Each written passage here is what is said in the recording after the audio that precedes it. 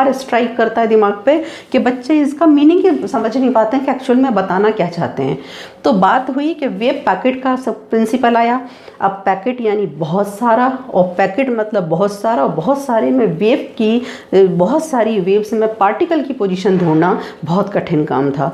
तो इसको हाइजेनबर्ग ने अपने प्रिंसिपल के थ्रू जिस तरीके से समझाया वो मैं अब आपको बताने जा रही हूँ बच्चों। ये जो प्रूफ है ये तो काफ़ी सिंपल है, बहुत ईजी है, और इवन इसके जो की नोट्स हैं वो भी मैंने आपको यहाँ वेबसाइट पे जो नोट्स डाले हुए हैं उसमें दिए हुए हैं, वो आप देख सकते हो। परंतु मुश्किल ये है कि इस प्रिंसिपल को समझना बहुत मुश्किल है। तो पहले तो ये दोनों वर्ड्स क्लियर करो कि अनसर्टेनिटी मतलब अनिश्चितता और सर्टेनिटी मतलब निश्चितता।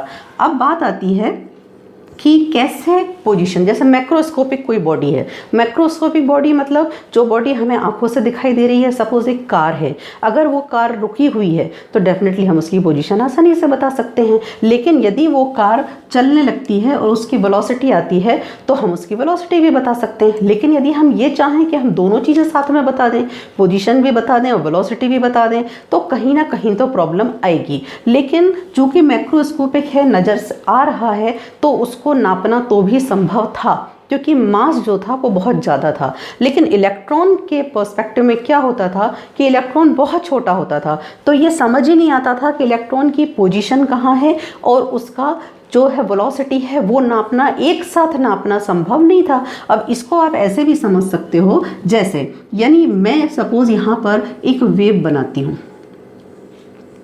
इस वेव को देख के क्या समझ आ रहा है कि इस वेव का एम्पलीट्यूड सब जगह एक सा है।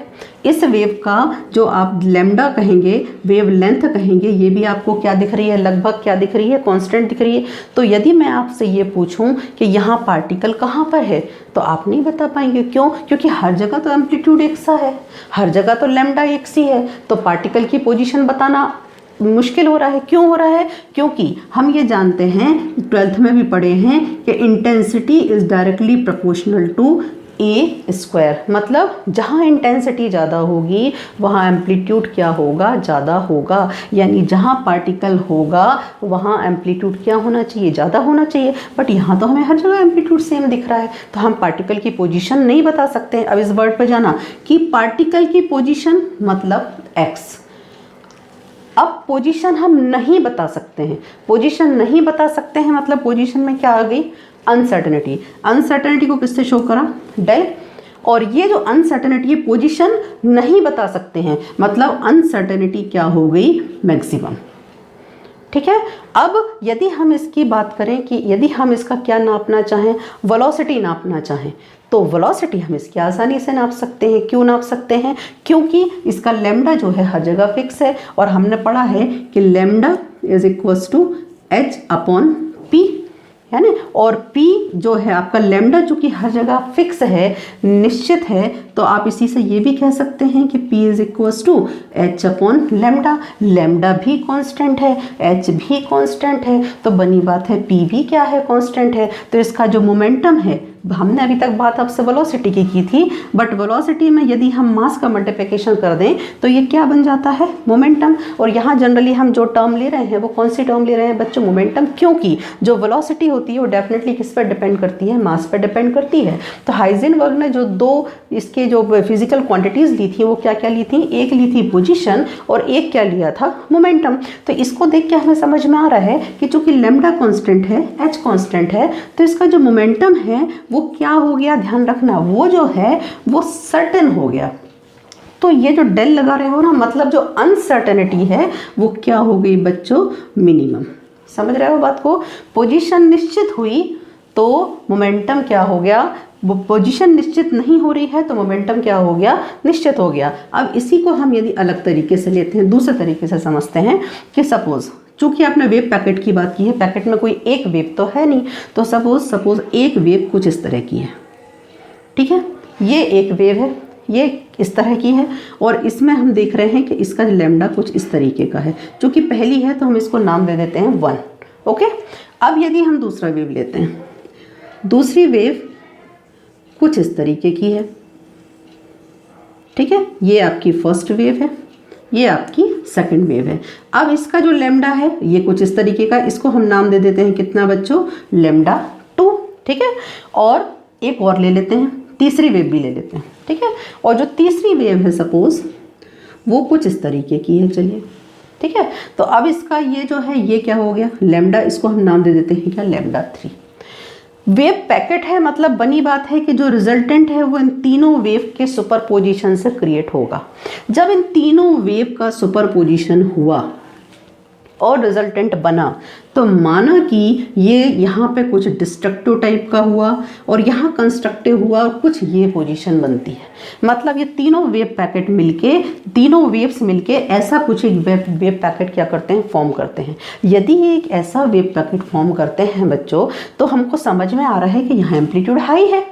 एम्पलीट्यूड हाई है मतलब हम आसानी से बता सकते हैं कि पार्टिकल कहाँ पे है, पार्टिकल यहाँ पर। मतलब जो पोजीशन है किससे शो करते हो, एक्स से। अब पोजीशन में अनसर्टेनिटी को किससे शो किया, डेल्टा। तो पोजीशन में जो अनसर्टेनिटी है वो क्या हो गई बच्चों, पोजीशन निश्चित हो गई है, तो अनसर्टेनिटी क्या हो गई, मिनिमम। अनसर्टेनिटी क्या हो गई, मिनिमम। अब यदि हम किसकी बात करते हैं, मोमेंटम की बात करते हैं, तो मोमेंटम का हमने फॉर्मूला तो वही बताया आपको, P इज इक्वल्स टू कितना, h/λ।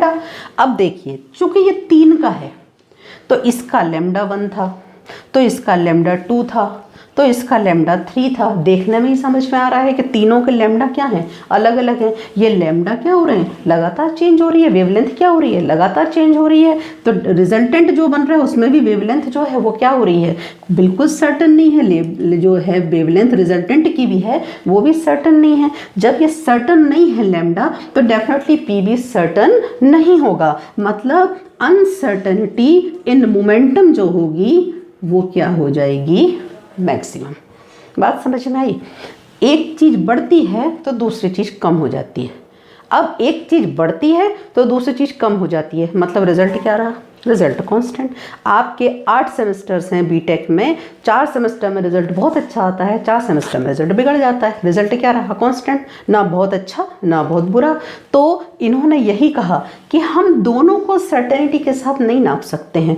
जब हम पोजीशन नापने जाते हैं तो मोमेंटम नहीं नाप पाते हैं, जब मोमेंटम नापने जाते हैं तो पोजीशन नहीं नाप पाते हैं। तो ऐसे अनसर्टेनिटी के साथ में आगे न्यूमेरिकली किसी डेरिवेशन को करना या न्यूमेरिकल्स को सॉल्व करना या कोई रिजल्ट फाइंड आउट करना तो पॉसिबल नहीं है।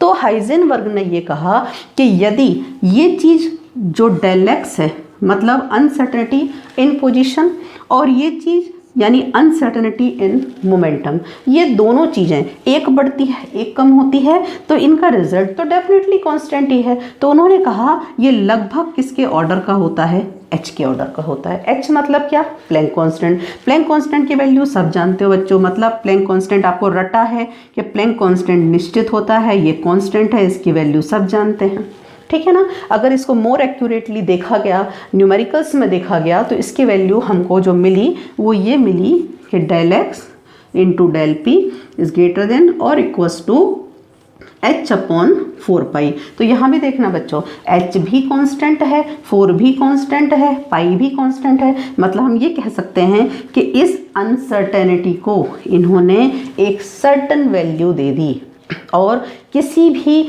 अनसर्टेनिटी के साथ में आगे नहीं जाया जा सकता, उसके लिए वैल्यू का सर्टन होना जरूरी है। तो यही सबसे बड़ा इसका एप्लीकेशन है फिजिक्स में, सबसे ज़्यादा इसका यदि फिजिक्स में महत्व है, इम्पोर्टेंस है हाइजेनबर्ग अनसर्टेनिटी प्रिंसिपल का, तो यही है कि इन्होंने उन दो चीज़ों को एक निश्चित वैल्यू दी जो चीज़ें साथ में नापना पॉसिबल ही नहीं थी, मतलब पोजीशन और मोमेंटम।